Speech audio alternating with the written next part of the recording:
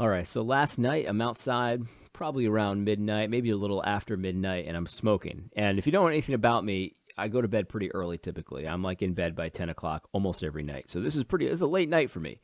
So I'm out there, I'm recording a video on my phone, and maybe I'll use it, maybe I won't, just about some thoughts at the time that I had and all of that. And it's pitch black, and it's one of those New England nights that's cold and it's silent, like dead silent. There's no wind, there's no nothing, there's no cars, you can't hear anything. It's just silence. And so I'm speaking into this silence, and it's just like deafening. And so I finished my video and all that, and all of a sudden, all at the same time, I hear leaves rustling, like something moving through the leaves in all directions at the same time. So there's one over here, there's one over here, over here, over here. The only place it wasn't was behind me because my house was behind me. And so that was pretty weird. All of a sudden, I'm being hunted. It's like a simultaneous kind of coordinated attack kind of thing. So I have a flashlight on me, a very powerful flashlight, and I shine it, and I'm looking through the brush in the woods, and there's no less than 4 pairs of glowing eyes, glowing, looking right at me. And it was one of the creepiest things of all time. There's movement, there's glowing demon eyes, and all of that kind of thing. So that's the kind of night I had last night.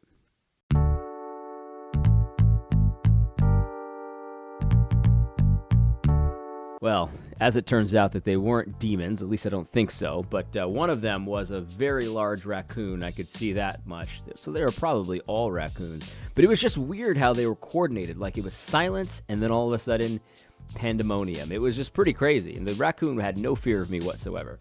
So anyway, that's what happened with me last night. But yeah, man. I'll tell you right now, there's a lot of winners last night. And the biggest winner on Twitter, at least in my opinion, was Doug TenNapel, the creator of Earthworm Jim. He was tweeting up a storm. He had me laughing so much. It was too good, man. Doug TenNapel, thank you for the laughs and all of that kind of thing. It's good stuff. He was making fun of the Young Turks so bad, man. There was a video of Cenk Unger freaking out, talking about how stupid Democrats are and how stupid Trump is, and they can't even beat Trump. And he was in just a sea of swirling despair that was just so delicious to watch.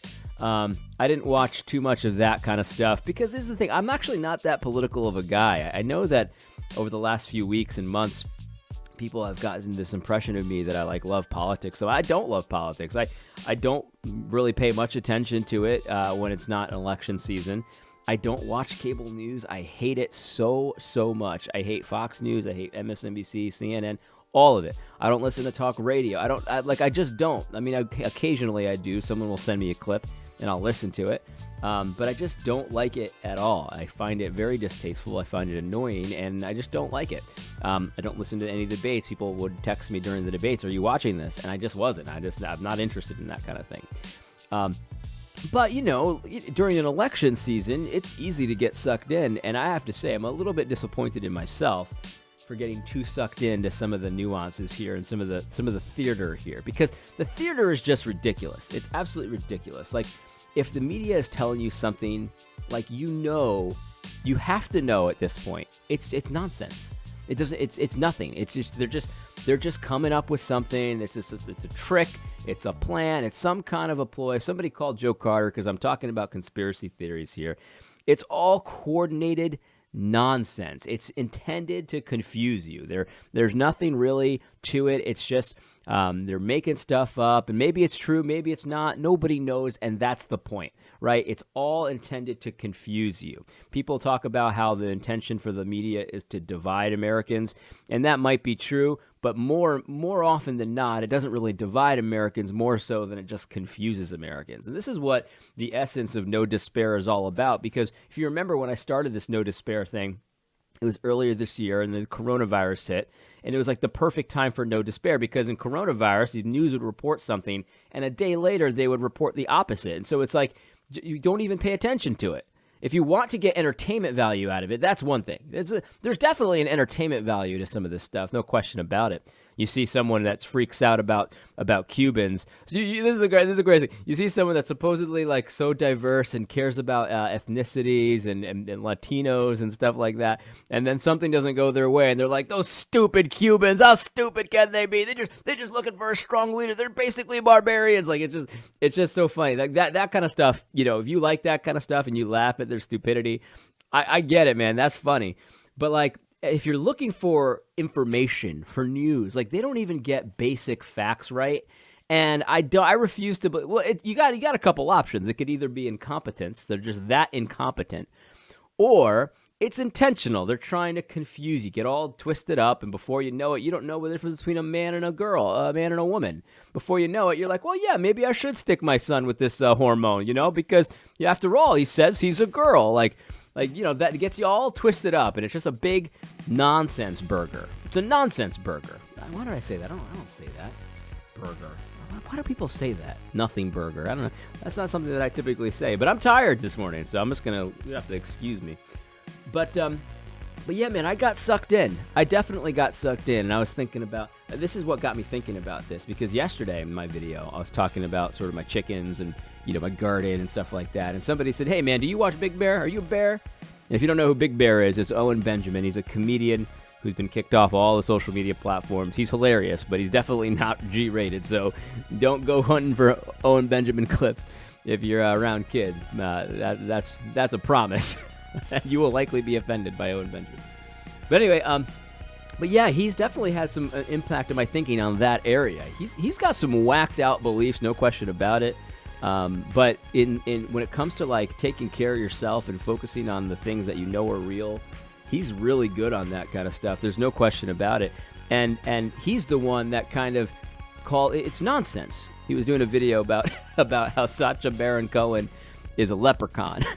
And so, I know it sounds stupid, but the idea is that he's like this trickster, you know what I mean? He's like this trickster, and if you call out the leprechaun for what it is, he has no power over you. But if you buy into his nonsense, and he promises you the pot of gold, as long as you buy into his nonsense, and he exposes how stupid and ridiculous you are, then you're fooled by the leprechaun. And his whole idea was that Giuliani was fooled by the leprechaun in that whole scandal where he was undoing his pants or whatever he was doing. Who cares? But it's all nonsense. I mean, because think about it. Like that whole scene was so ridiculous. How did Sacha Baron Cohen get access to Giuliani? How did Giuliani sign off on it? How did this all like come to fruition now? And like, why are they bringing it out? Who knows? Nobody knows. It's just nonsense. So just ignore it. It's nonsense. But yeah, it's just absolutely ridiculous. By the way, if you're looking for a good Owen Benjamin clip, there's one. I don't know how to find it because this stuff just gets banned all the time. There's one where he's sitting in the snow, and he's drinking a White Claw. And I've never laughed so hard in my entire life. He's sitting in the snow, and he's got a stupid hat, like warm hat on, like one of those old school hats. I don't know if it's a coonskin hat or what, but he's got a hat on, and he's talking about flat Earth, and he's like insisting that the Earth is not flat. And rejecting the idea that he's a flat earther, all while he's simultaneously becoming a flat earther before your very eyes. So yes, Owen Benjamin is a flat earth believer. Anyway, so yeah, I don't even know where I was going with this. This is kind of a bit of a mess of a show because I can't really think straight. I'm exhausted, absolutely exhausted. But the point is, though, that you need to go about your business. You know what I mean? Like everything that you hear from the media today and tomorrow and stuff like that. It's not like you ignore it because it doesn't matter.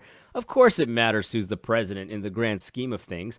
But the reality is that your role as a Christian, as an individual, it hasn't changed. Excuse me, it hasn't changed.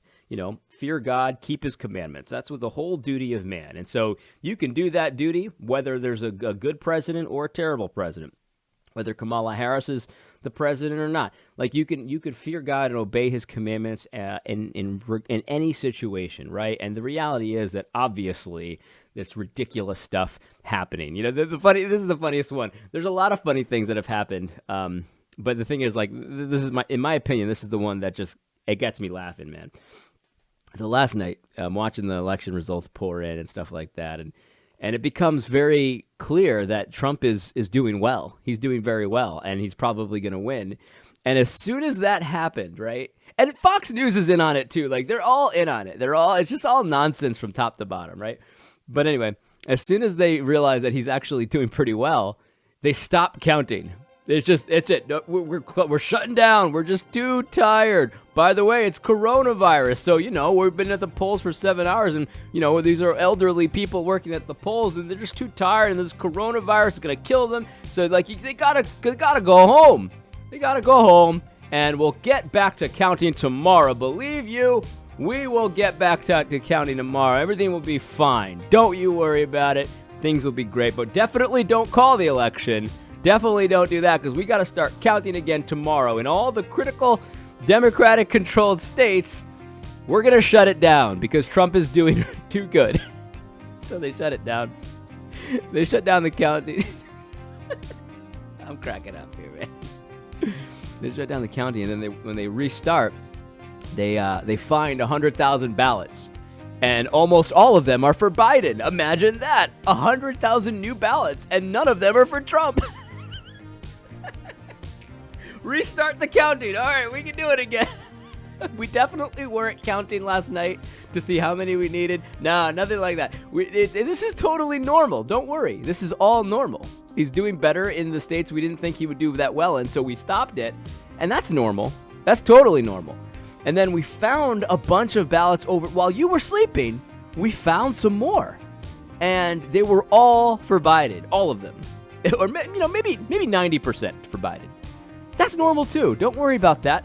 And I'm sure today we'll have a lot of other normal occurrences that happen to decide who's the president of the United States. Look, guys, do you remember when Saddam Hussein would get 100% of the vote? Oh, man. Anyway, it's all nonsense, though. That's the point. It's all nonsense, so don't even worry about it. We've got our own fish to fry. Put it that way. We've got our own fish to fry. Many of us have our own families to take care of and to teach and all of this kind of stuff. We've got our schools to build and to develop and all of this kind of stuff. We've got our flocks and our friends to take care of and to love and to all of this kind of stuff.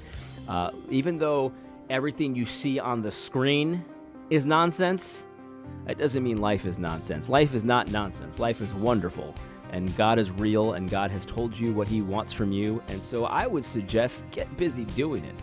No despair in 2020. I hope you found this video helpful. God bless.